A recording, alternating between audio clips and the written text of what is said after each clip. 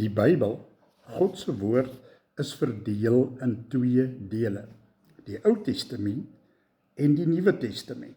So waaroor handel die Ou Testament?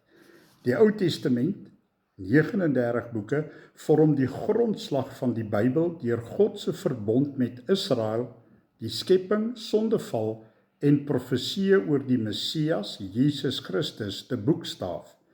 Dit verduidelik dat God heilig en regverdig is, sonder straf, maar ook genadig is, wat noodsaaklik is om die Nuwe Testament en Christus se offer te verstaan.